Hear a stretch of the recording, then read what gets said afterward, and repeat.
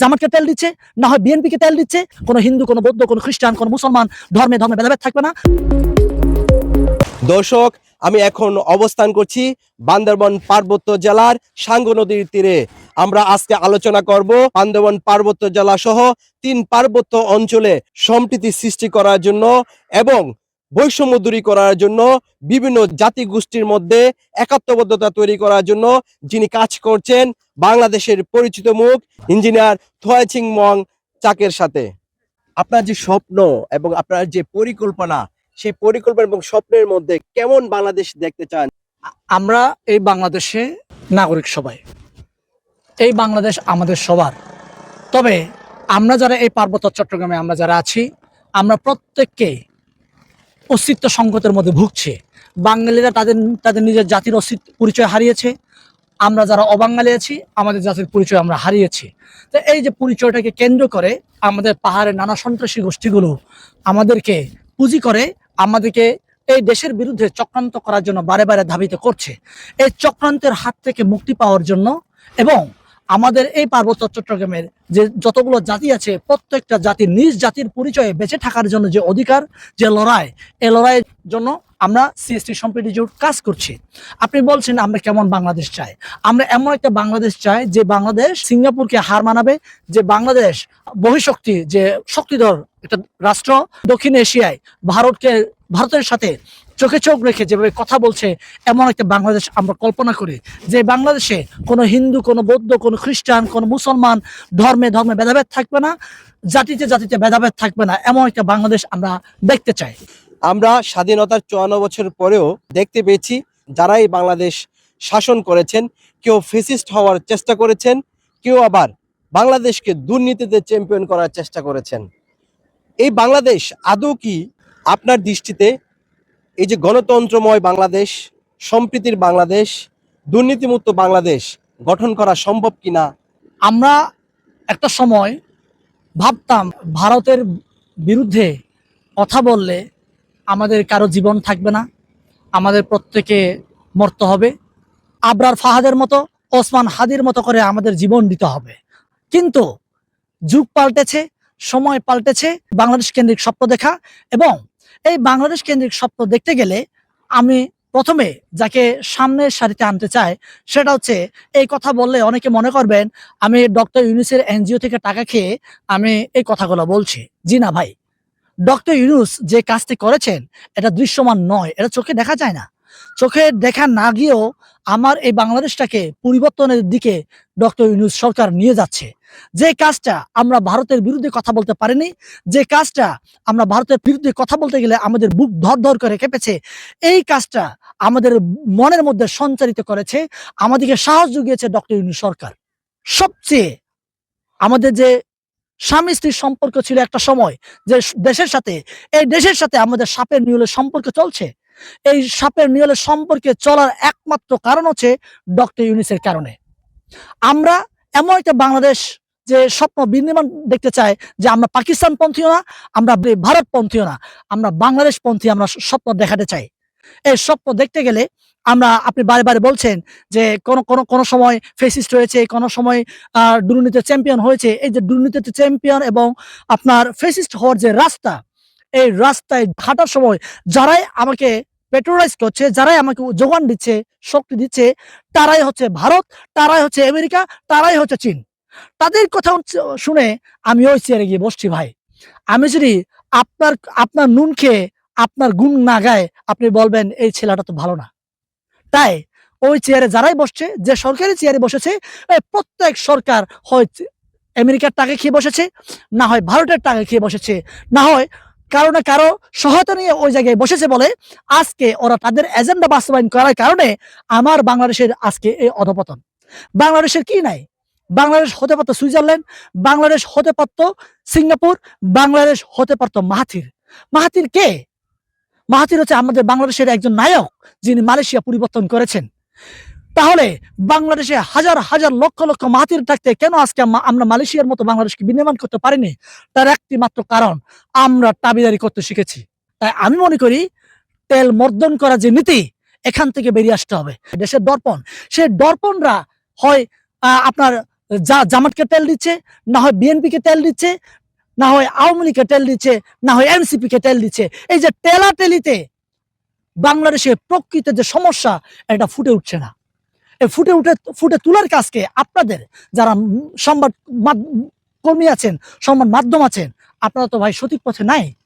এভাবে করে আমরা প্রত্যেকটা অঙ্গনে, মন্ত্রণালয়ে আমলাতন্ত্র, এই আমলারা বাংলাদেশকে এগিয়ে নিয়ে যাওয়ার স্বপ্ন দেখছে না।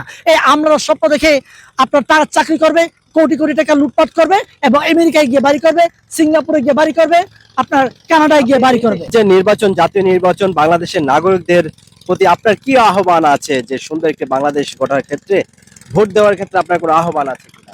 আমরা খুব ছোটবেলা থেকে আমরা একটা স্লোগান শুনে শুনে বড় হয়েছি, সেটা হচ্ছে আমার ভোট আমি দেব, যাকে খুশি তাকে দেব। আপনি এই কথা বলার মাধ্যমে চোরকে ভোট দিয়েছেন, ডাকাতকে ভোট দিয়েছেন, বাটপারকে ভোট দিয়েছেন, যার কারণে আমার এই বাংলাদেশ আপনার কাঙ্ক্ষিত বাংলাদেশ হয়নি। আপনি আপনার এই স্লোগানের মধ্যে ভুল আছে। এই স্লোগানকে পরিবর্তন করে আপনাকে বলতে হবে আমার ভোট আমি দেব, দেশপ্রেমীকে ভোট দিব। দেশপ্রেমিককে আপনি খুঁজে বের করেন। প্রয়োজনে আপনি যদি দেশপ্রেমিক খুঁজে না পান, তাহলে আপনি না ভোট দেন। জনগণ বুঝবে যে এই দেশের দেশপ্রেমিক কোন নেতা তৈরি হয়নি। তাহলে যারাই ওই চেয়ারে যাওয়ার স্বপ্ন দেখছেন, ওরা মনে মনে ভাববে আমাকে দেশপ্রেমিক হইতে হবে, তাহলে ওরা আমাকে ভোট দেবে, না ভোট দেবে না। তাই আমি বলবো যে এই যে সামনে যে সরকার আছেন, যে বা যারাই ক্ষমতায় আসুক, তারা যাতে করে কোনো দাবিদারি সরকার না আসে, কোনো লেসপেন্সার সরকার না আসে, কোনো আপনার দালাল সরকার যাতে না আসে। বাংলাদেশ কেন্দ্রিক সরকার যাতে, এই আগামী সরকারকে যাতে আমরা তরুণ প্রজন্মরা বাছাই করে নেই, এই আমার আহ্বান থাকবে সকলের প্রতি। 3 পার্বত্য জেলায় যখন কোনো সেক্টরে নিয়োগ বিজ্ঞপ্তি ছাড়া হয়, তখন আমরা দেখি পার্বত্য অঞ্চলে বিভিন্ন আন্দোলন সংগ্রাম তৈরি হয় এই নিয়োগ প্রক্রিয়া নিয়ে। এই প্রশ্নটা আসলে খুব হাস্যকর একটা প্রশ্ন, তেমনি আবার আমাকে ব্যথিত করে এই কারণে যে আমার এই পাহাড়ে এমনিতেই কর্মসংস্থান নাই। যখন এই কর্মসংস্থান কেন্দ্রিক যখন আন্দোলন হয় যে আমাকে বেশি নিতে হবে, আমাকে কম নিতে হবে, মানে ওকে বেশি নিচ্ছেন কেন বা ওকে কম নিচ্ছেন কেন? এই কেন্দ্রিক যখন আন্দোলন হয়, তখন আসলে কান্না আসে আমার হৃদয়ে, ক্ষরণ হয়। কারণ এই নিয়োগগুলা একটা পরিবারকে সচ্ছল করে তোলে। একটা নিয়োগ আপনি মনে করবেন না একজন। এই একজনের পিছনে ৬ থেকে ৭ জন ব্যক্তি তার রুটি-রুজি, তার রিজিক এখানে বরাদ্দ রয়ে গেছে। এই বরাদ্দগুলো আমরা বন্ধ করছি ভাই। তো এখন এই কথা বলতে গেলে অনেকেই বলবেন যে, "ভাই তাহলে আপনি কি চান না যে আমাদের পার্বত্য চট্টগ্রামে যে নিয়োগ বাণিজ্যগুলো হচ্ছে, এগুলো আপনি আপনি বন্ধ হোক?"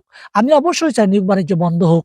পাশাপাশি আমি এটাও চাই যে আমাদের আ যে আপনার আ আঞ্চলিক পরিষদের যে আইনগুলো আছে, যে জেলা পরিষদের যে আইনগুলো আছে, এই আইনগুলো পরিবর্তন হোক। এই পরিবর্তন হলেই তো আমাদের মানুষের যে তথাকথিত যে আমাদের পার্বত্য চট্টগ্রামের যে সমস্যাগুলা, এই সমস্যাগুলো সমাধান হবে। তবে আমরা আসলে এই যে ইউপিডিএফ বা জেএসএস আপনার রাস্তা হলে যেমনটা রাস্তায় সোচ্চার হয়, রাস্তা হতে দিতে চায় না।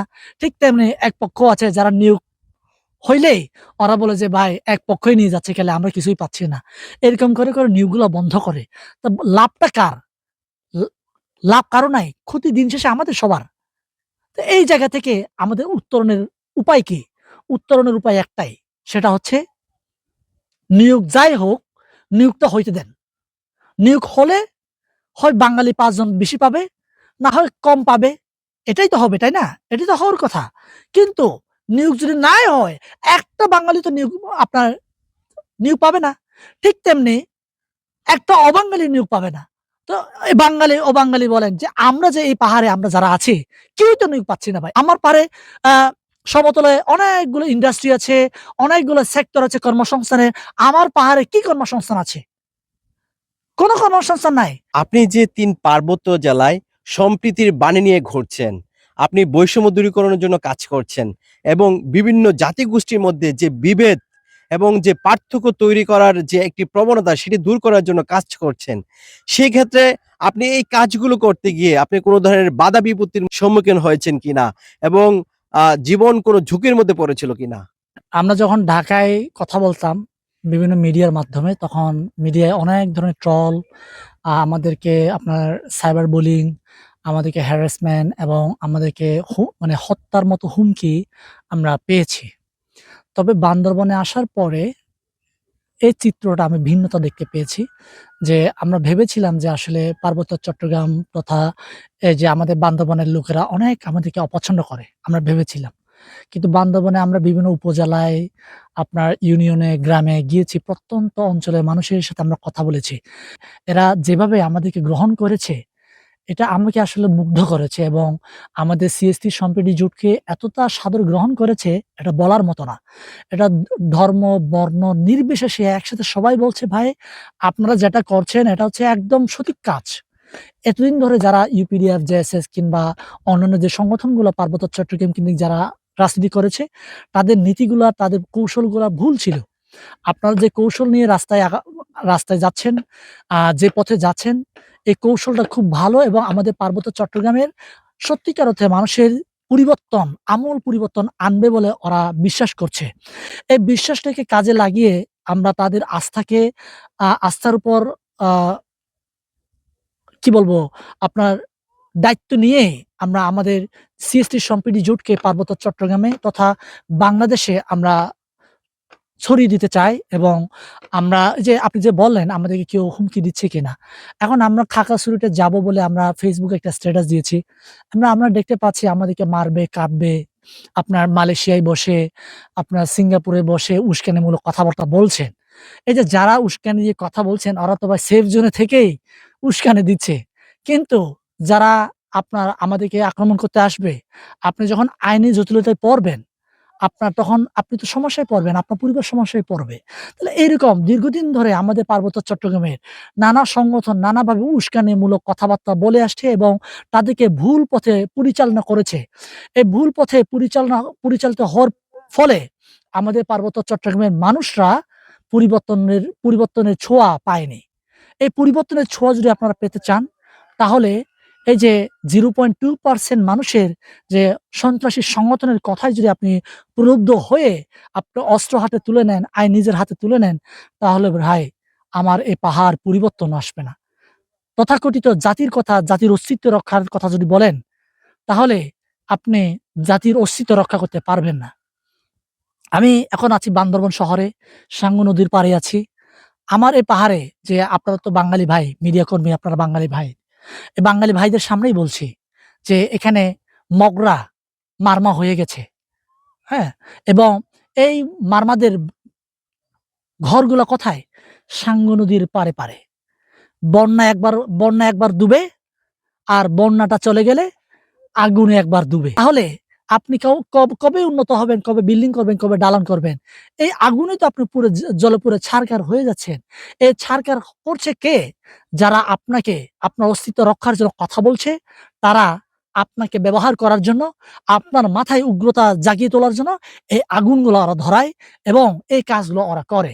এখান থেকে আমাদেরকে বেরিয়ে আসতে হবে। তাই আপনার এক কথায় যদি আমি বলি যে, পাহাড়ে বিভিন্ন জায়গায় যখন আমরা ঘুরে বেড়াচ্ছি, পাহাড়ের মানুষ এক কথায় আমাদেরকে সাদরে গ্রহণ করেছে। তথাকথিত কিছু উগ্রপন্থী আছে যারা অস্ত্র ধরছে, যারা দেশের বিরুদ্ধে চক্রান্ত করে, ওরা তো থাকবে ভাই।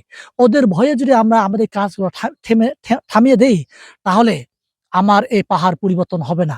সেইজন্য পাহাড়ের সকল জাতিকে, সকল বর্ণের মানুষকে, সকল ধর্মের মানুষকে আমি উদাত্ত আহ্বান জানাতে চাই।